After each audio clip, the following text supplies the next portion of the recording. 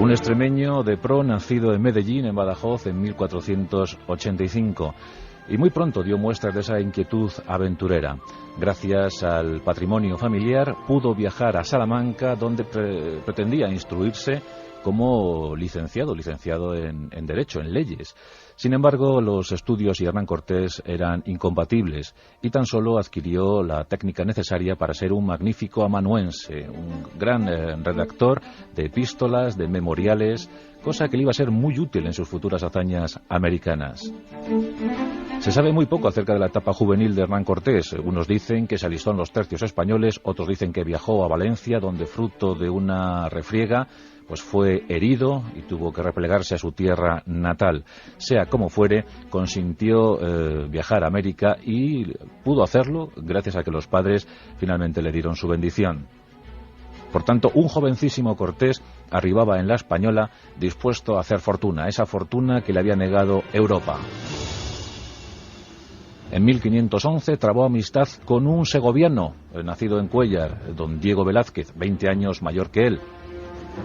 Don Diego pretendía la conquista de Cuba, una isla llamada Juana, en homenaje a la hija de los reyes católicos. Y la verdad es que dicha peripecia se consumó con éxito, tanto que desde 1511 hasta 1524, fecha de su muerte, don Diego Velázquez fue el único gobernador de semejante ínsula. Pero el castellano ambicionaba algo más, mucho más, y es que desde años antes venían noticias interesantísimas desde lo que entonces ni siquiera se intuía como continente, algo que se llamaría en el futuro Nueva España, la actual México. Y con el propósito de conquistar ese inmenso territorio, Diego Velázquez comenzó a, pertrechar, a arbolar una flota. En ese tiempo, Hernán Cortés había prosperado como agrícola, como ganadero, había sido alcalde de Santiago de Baracoa, una de las ciudades importantes de Cuba, y desde luego tenía un gran ascendiente sobre sus coetáneos por su evidente carisma, su elocuencia, era un seductor, tenía un porte espléndido y además redactaba unos memoriales fantásticos, imprescindibles para que los colonos consiguieran asentamiento definitivo en Cuba. Don Diego Velázquez y don Hernán Cortés eran muy amigos, confraternizaron de tal modo que incluso estuvieron a punto de ser cuñados. Ya sabéis que Hernán Cortés se casó con Catalina Juárez, hermana de la prometida de don Diego Velázquez. Doña Catalina moriría de forma misteriosa y algunos incluso apuntan al propio Hernán Cortés como artífice de semejante óbito. Don Diego se enemistó al fin con el pretencioso Hernán Cortés, incluso llegó a encarcelarle. Después de todo le liberó. Hombres como él eran importantes en la presencia española en Cuba, y Hernán Cortés no olvidó esto, no olvidó que había sido encarcelado, no olvidó que era enemigo de don Diego. Y con más argucias que otra cosa se apropió de la flota que se estaba preparando, que estaba recibiendo bastimentos en Cuba para la empresa mexicana. Y con unos cuantos cientos de españoles, pocos militares, muchos aventureros, algunos clérigos, zarpó rumbo a la conquista de Nueva España. Corría el año 1519.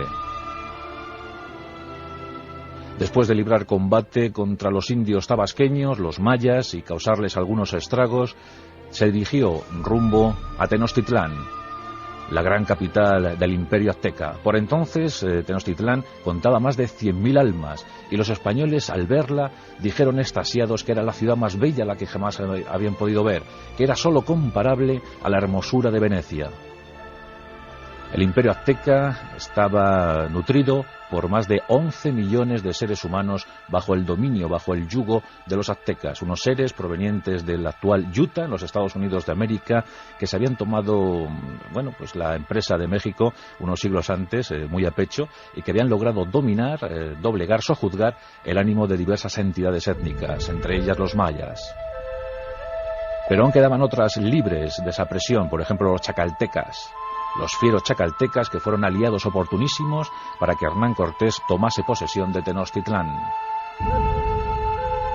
Pero don Diego Velázquez, mientras tanto, no olvidaba a su antiguo enemigo, y esas rencillas personales provocaron que armase una flota de 18 navíos, a cuyo frente se puso el insigne don Pánfilo de Narváez, un gran explorador, pero infortunado en sus experiencias personales. De ese modo, la flota de represalia llegó a las costas de Nueva España, y de inmediato Hernán Cortés tuvo noticias del trance. Con un grupo de hombres, que hoy llamaríamos comandos, se aproximó a la zona donde acampaban los españoles, la expedición punitiva contra él. Y en un acto, al calor de la noche, cubierto por la noche, esas tropas de élite de Hernán Cortés se adueñaron de una pirámide en la que se refugiaba don Pánfilo.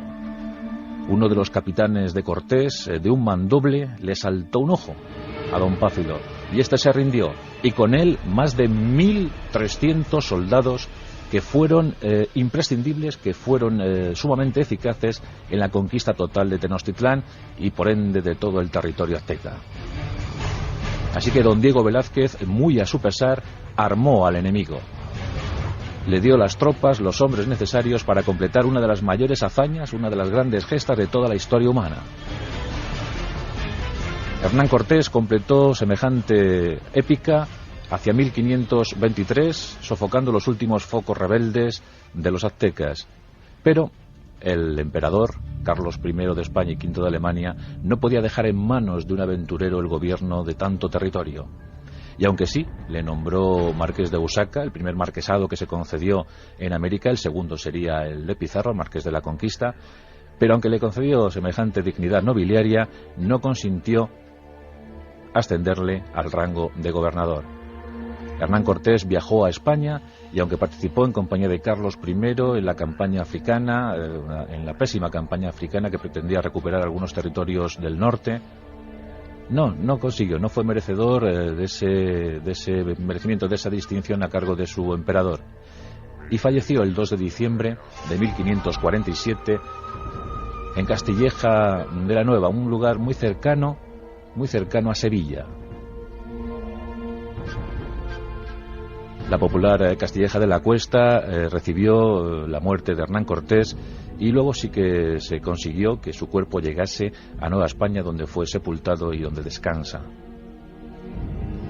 Pero qué curioso que aquellos que estuvieron a punto de ser cuñados, aquellos que fueron amigos fraternales, acabaron en un terrible enfrentamiento del que, como es obvio, salió vencedor Hernán Cortés.